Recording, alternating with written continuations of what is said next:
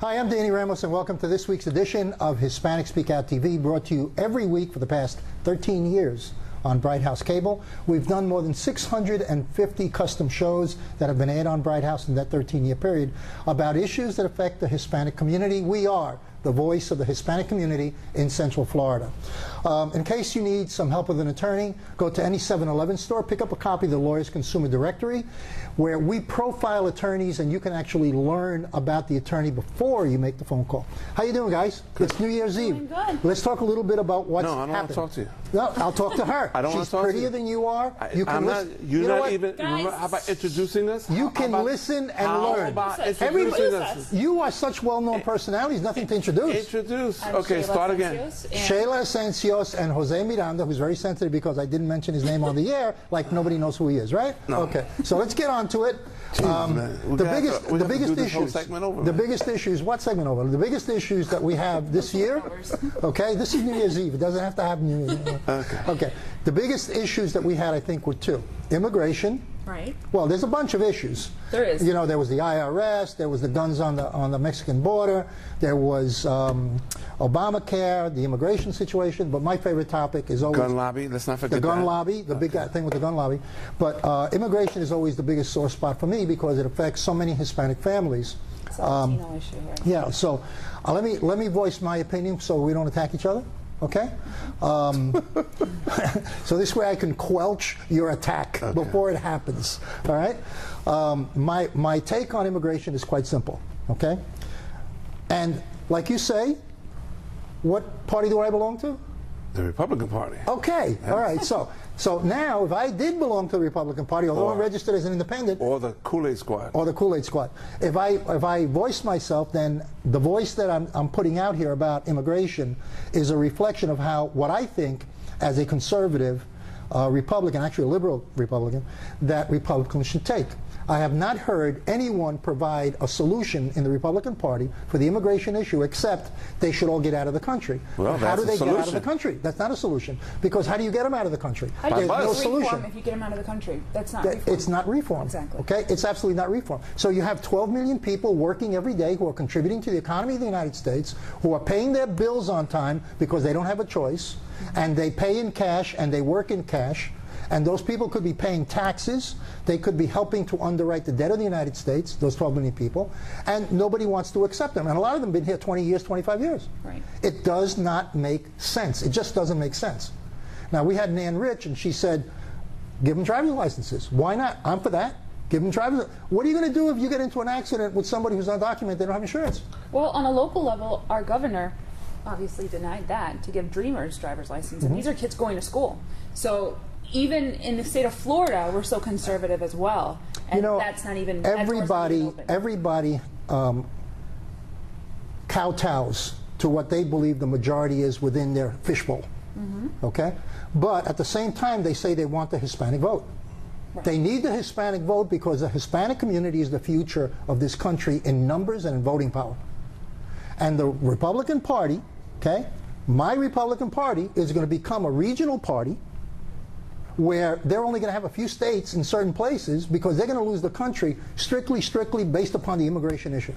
I believe that, and I believe that the Republicans have to really stop thinking this old conservative mentality and look at where the United States is going in the future so that they have a stake in the future in this country. Because the way they're playing their cards right now, 10 years from now, the Republican Party is going to, who are they? Right. Reality. How do you feel? I've told you before, I have a couple of issues. Well, one, let's talk about the last issue you brought forward, the Republicans in general. There is a white paper out there. There's a general Republican? Yeah, in general. They like to be generals. Okay. There's a white paper out there that says that Republicans, who, let's say for lack of a better word, are mostly Americans, white Americans, don't really need the Hispanic vote if they got 100% turnout from their own. And if that were the case, then the Hispanic vote would be put to the side. Okay. Now the other issue, that's one subject they have out there that they're pushing. The other thing is, among Hispanics, Hispanics are not united. We have so many little fractions being Hispanic, whether there might be some Republicans, there might be some Democrats, Independents, or whatever, they're still fragmented, and we have to do something to, We have to unite them. Exactly. Okay, We have to so unite them. how do we do that? How do we do that? We have to create awareness. And the things that we're doing right now, starting dialogue between two factions, you being a conservative, you very much know I'm liberal. Jose, you're a little bit more liberal like me. You know, when we sit here and agree to disagree, but to talk about issues that are pertinent to our community, to get people to hear and to go out there and do something, that's how you unite us, or at least know that we're powerful. I mean, we could focus, the Republican Party could focus on just the white vote. Right. But eventually, I think the Hispanic voter, those who do vote, notice things. They're intelligent voters, and they get to see through the years the bad moves of the Republican Party. And this year, there were horrible moves with the shutdown, with immigration. But let's go to And voter at the end turnout. of But at the this same year, time, New Year's Eve. this is it's New been Year's bad. Eve, okay? And we know that Latinos, for overall, do register to vote. However, they can't get from registering to the voting plaza because... Well, that's part of it. That's part of Okay. it. But the real problem... No, you're putting it down. No, I'm not. I'm telling you what the real problem is. I'll tell you what the real problem is. The real problem is there is not one group of Hispanics. Well, that's what that's so my what premise. you have is organizations that are based upon countries of origin. Right. Okay. You have LULAC, Mexican, known as a Mexican organization. Right. You have the Puerto Rican Chamber of Commerce. You have so all the groups are broken up into origins of national national origins, and then they compete for funding. So because they compete for power. nonprofit funding and power. And so power. what happens is they become each other's enemies. Right. And Exactly. they fight each other for the same buck. Right. For example, they will fight each other and knock each other off to get funding out of Disney, $5 out of Disney, instead of getting together and getting $5,000 out of somebody. Right. So they'll fight for the $5 instead of going to the extra zeros. Right. So and that's happened in New York. You know that. Right. It happens here. So what do we do about that? We're going. Well, this is New Year's Eve. They have to. The New they Year's have coming. to What are we going to do? They have to have a round table, which is something that I've been suggesting for a long time. Have a round table of presidents of all the Hispanic organizations. And see how they can go out there in their communities and get out the vote. And concentrate on one common interest, which would be voting. Right. Just concentrate How on do a you do common that interest. in a culture that is still power-based? I don't want to give you an extra cookie. Who's going to organize it? Who's going to take charge? Somebody has to take charge to organize it. And That's why I say, am I willing to give you part of this cookie? I said a round table. Nobody Right. is in charge. Right. Nobody. You have a facilitator who has no policy determination. Somebody who stands in the middle recognizes people, and they go around the table, they express their opinions, and then they do a vote. No president of it, no director of it, a facilitator. Okay. And then everybody's equal around that table, and you get 25 organizations around the table, and bam, you might come out with a consensus that on a certain week, we're all going to push voter registration.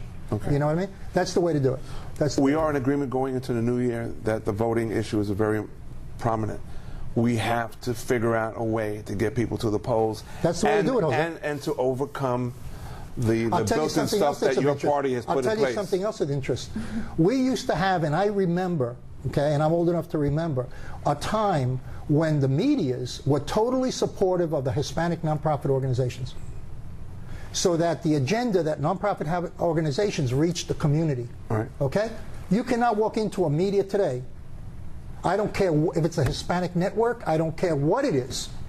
You cannot walk in, and I don't care if it's for crippled kids or kids with cancer. They got their hand out. They want to be paid. That's the reality. The Hispanic medias are turned in, and it used to be that the FCC required them to give airtime to nonprofit organizations. Okay. That is no longer the case. Strictly, cash and carry, no matter what the agenda. Is that part of the agenda? Is that part of the rule? I think that has to be part of the roundtable agenda. Is that the non-written so you're saying rules? that the media should actually put forth some effort in all The this? media has to sit at that round table, okay, and participate on the round table. Well, I think Okay? Only all of those organizations together Right. can make the media react and make political structures react. but that would be I, as an individual, can't do it. You, as an individual, Yeah, can't but do you're it. allowing the goal- media. Go ahead. The goal of that would be to really get out the vote, regardless of party affiliation and what Is to get out the interests are vote. involved. Is to get out the Get Latino out the vote. for the greater good of the Latino community. That's right, because you know what? At the bottom line, what are the real things that we need as Hispanics? We need education. Right. We need jobs. Now, it doesn't matter if you're a Democrat or Republican, you need a job. Right. It doesn't matter if you're a Democrat or Republican, you need your kids to get the right type of schooling so that they can become productive citizens in the United States. That's not happening. What do you think about the By the way, we got to congratulate Orange County. Orange County Right. was announced that out of 19 schools, 17 schools were A-rated. They got A rating. Okay. And the other two, I think, were B or C's, and they're putting the elbow behind those two to make the whole county all A-rated school. That's a tremendous feat comparing to, 5, 6, 7 years ago. Are we also talking about the money to pay for these schools? Where's that coming The from? money has already come. This has already happened. Okay. They are A-rated schools today. It was announced last week. I heard that. That they're A-rated schools. That's fantastic. That's fantastic. Now the issue is, how does the Hispanic fare within that general population, which has not been discussed, and that's something we could look up after the first. Right. But I think that Where do you see the Hispanic neighborhoods, the Hispanic person out there in this new year now, 2014? Where do you see them? What do you see as our goals? I think it's going to be business as usual unless somebody really strong steps up and causes. Margaret Mead said 5 people can change the world if they work in a focus. Okay? What you need is 5 leaders to get together, and each one of those 5 to bring 5 each. And then sit at that round table and discuss education, voter registration, okay? How to educate the community. Job opportunities. Those are the 3 big ones: economic development, education, and voter registration. If you get 25 leaders to sit down, it'll change the history of Central Florida. There's no question about that. And if we can get them to sit down next year, soon. January. Beginning of the January. year. You're elected. How about that? Let's do it. You want to do it? Yeah. You want to try? Oh, I'm Let's go. You want to try? Absolutely. Okay, let's try. Absolutely. Let's put out the Starting word. here. It's starting here. That's our New Year's resolution that we're going to do. We're going to call a round table of all the Hispanic to leadership. educate and to get the community to vote. Right. And that is the goal, to vote whatever way they want to, but to get out there and to understand the power within their vote. Right. And it's not a personal agenda by individual organizations. It'll be put forth, approved by every organization. Whatever material is put out into the community, it'll be approved by everybody. So there is no one leadership. It's a round table leadership. And the message will get out. But the medias have to be at that table. We're the only media that really talks about these issues in Central Florida. Nobody else talks about it. Well, There's they nobody do. else that. No, they don't. They give a lip service. It's like they go down 3%, 5%. Right. That's it. Right. They don't come up with solutions. They just said this guy said this, and bye, it's done. We can't generalize. There has to be some other media out there that does it. Name it. Listen, I watch them all. There's nobody doing it. The major networks don't, but there's local ones that do talk about issues that I know. They talk about issues, but they don't talk about solutions. They report. They don't talk about, sometimes they don't They talk about report. solutions. Sometimes we may focus on just problems. But solutions, this is a very creative thing that you just proposed right now, actually, and I'm kind of impressed by it. But if people the organizations out there... I don't get that. I just impressed her. You've been working with me for what? How long? And all of a sudden, I'm just Well, I've impressed. never heard of this plan until now. Well, I've been thinking about it for a couple of months, but this sounds be like organizations- New Year's is the opportunity. Yes, exactly. It's New Year's Eve. You're inspiring me. But no, seriously, these organizations that you're telling me about, whether they be Puerto Rican or Venezuelan or Chamber of Commerce or Whoever.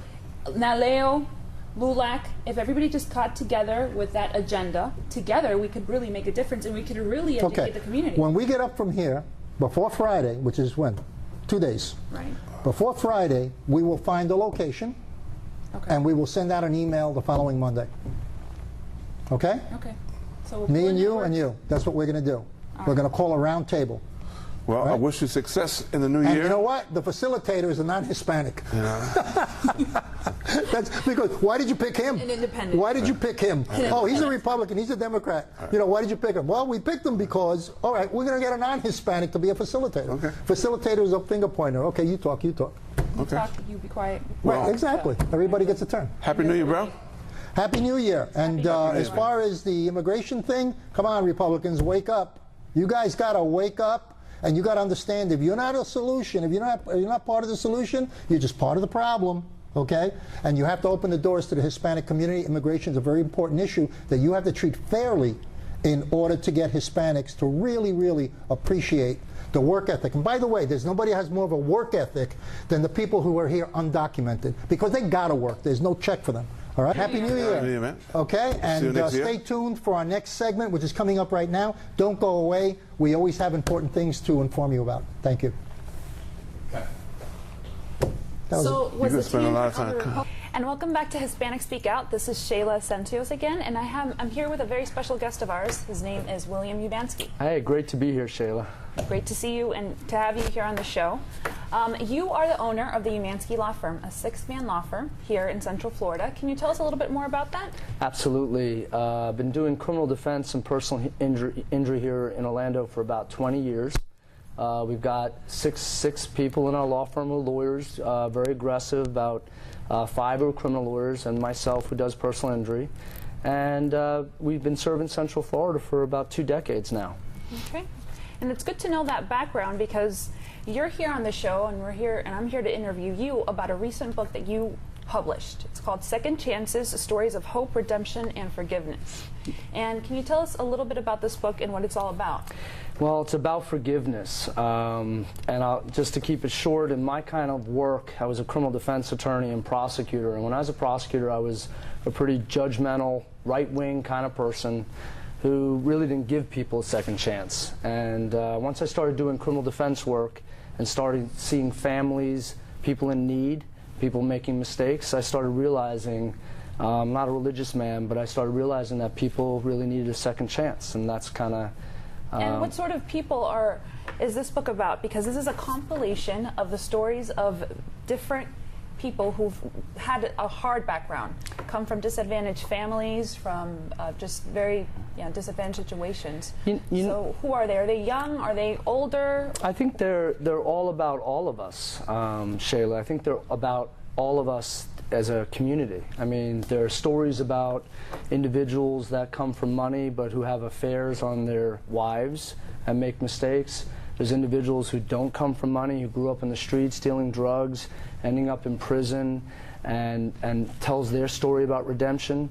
And there's stories even just about a secretary who had done something very bad, illegal, a long time ago, and felt like she had to relive it every time she went for an interview because she was always afraid, even though she was a great worker, that her employer would find out about her past if they did a background check.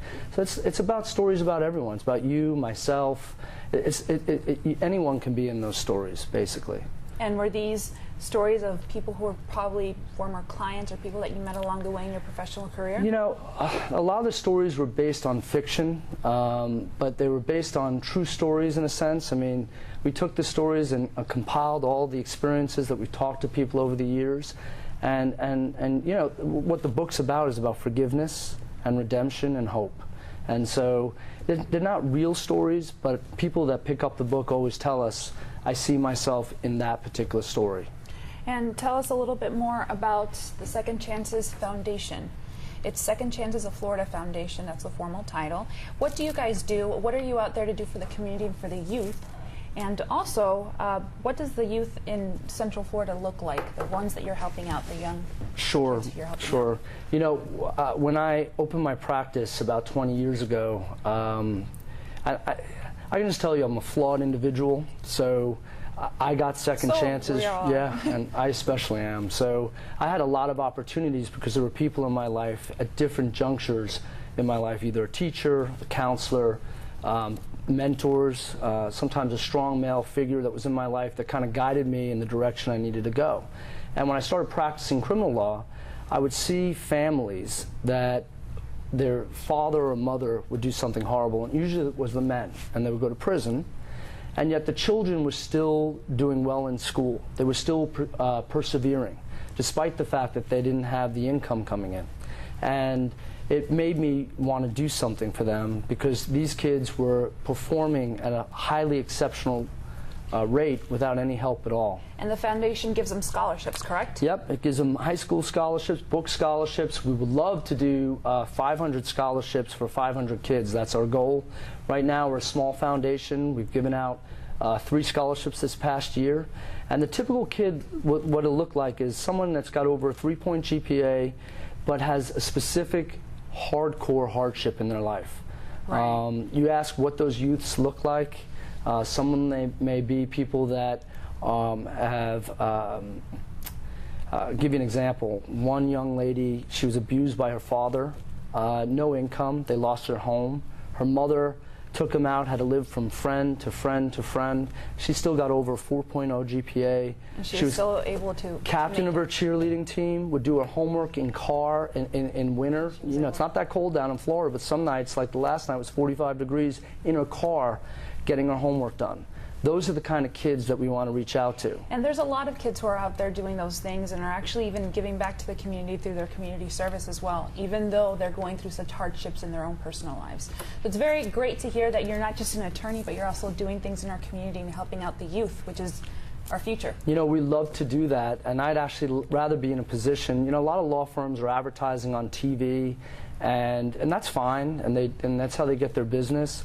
I think it's much better if you're able to get involved in the community, give back, because when you make an outreach to people and they see that you're genuine, they're going to come to you if they have a problem. So I'm just very blessed that we're able to do that and help kids, because every kid that we help is just one less kid that has to go through the hardships that, I mean, that no one's looking out for them at all. And it's a sincere pleasure to be able to help them. Wonderful.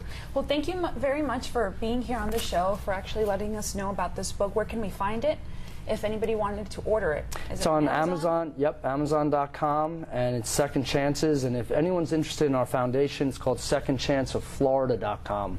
And it's a great way for small businesses to get involved. It's $1,000. They can use it in their marketing and advertising, but most important, it's a very, very simple way to give kids recognition. It's not the $1,000 book scholarship they're getting.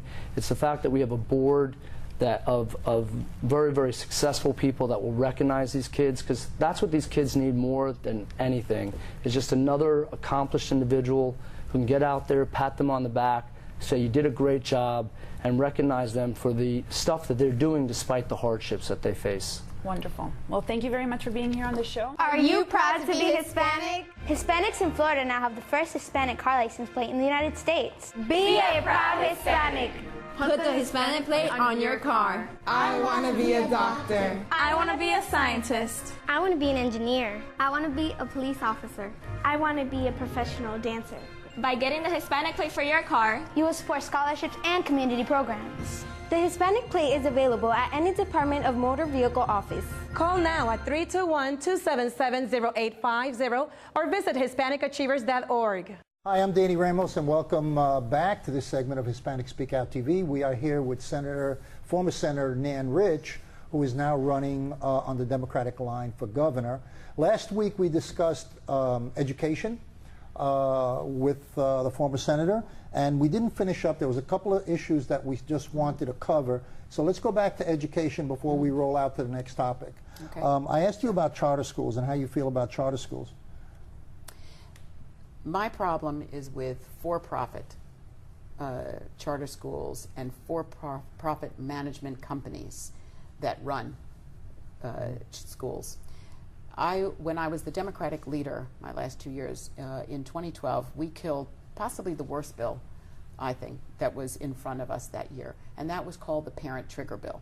And that was an attempt to privatize public education, to say for-profit management companies could come in and take over public schools.